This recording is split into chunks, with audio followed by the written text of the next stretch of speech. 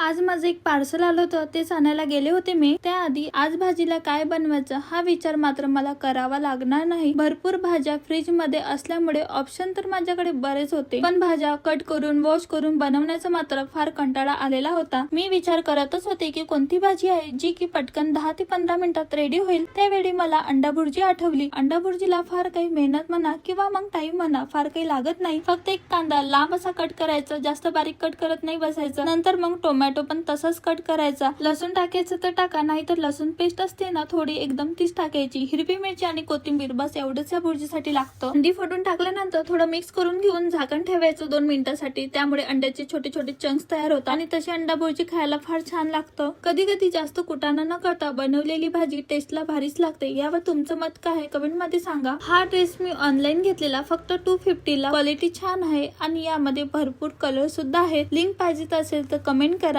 काल मार्केट मधून येताना टरबूज आणले, तेच कट करून घेते. मस्त असे लाल तर दिसत आहे, पण गोड आहे की नाही म्हणून एक बाईट खाऊन बघितला, पण मस्त गोड निघालं. त्यानंतर खाली गेले होते पार्सल घ्यायला. यामध्ये एलिफंट स्टँड आहे वॉलवर लावायला. यावरती छोट्या वस्तू ठेवता येतात. किचन किंवा मग बाथरूम साठी युजफुल आहे आणि प्राइस पण खूप जास्त नाही. तुम्हालाही हवा असेल तर कमेंट करा, लिंक नक्की शेअर करेल. आणि अजून माझी अशी डेली लाईफ बघायची असेल तर चॅनलला नक्की सबस्क्राईब करा. बाय.